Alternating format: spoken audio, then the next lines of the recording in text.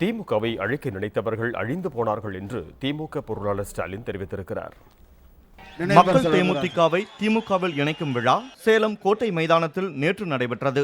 இதில் மக்கள் தேமுதிக நிர்வாகிகள் அனைவரும் ஸ்டாலின் முன்னிலையில் திமுகவில் இணைந்தனர்.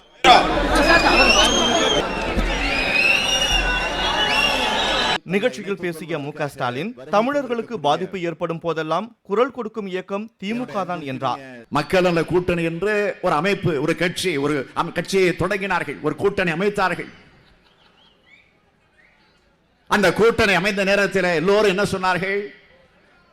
அது அதிமுகவுடைய பி டீம் என்று சொன்னார்களா இல்லையா? அது அதிமுகவுக்கு துணை நிற்கக்கூடிய வகையில் ஒரு பி டீம் அமைந்திருக்கிறது என்று சொன்னார்கள்.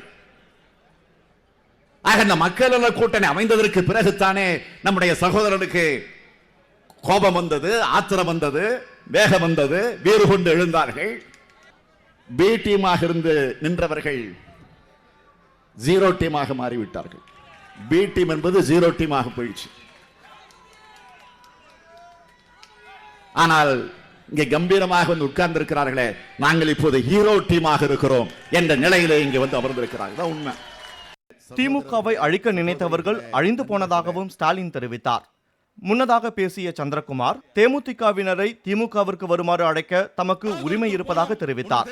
வருங்கால முதலமைச்சராகும் தகுதி ஸ்டாலினுக்கு மட்டுமே உள்ளது என்றும் அவர் கூறினார். திராவிட முன்னேற்ற கழகத்தோடு இன்றைக்கு தேமுதிக கூட்டணி வைத்திருந்தால் இன்றைக்கு தமிழக தலைவர் டாக்டர் கலைஞர் அவர்கள் தமிழ்நாட்டின் முதலமைச்சராக இருப்பார். அது பெரிதல்ல. இன்றைக்கு வீட்டிலே இருந்து முடங்கி போயிருக்கிறாரே கேப்டன் அவர்கள், இன்றைக்கு தமிழ்நாட்டுடைய சட்டமன்ற எதிர்க்கட்சி தலைவராக அண்ணன் வந்திருக்கின்ற இடத்திலே இருந்திருப்பார்.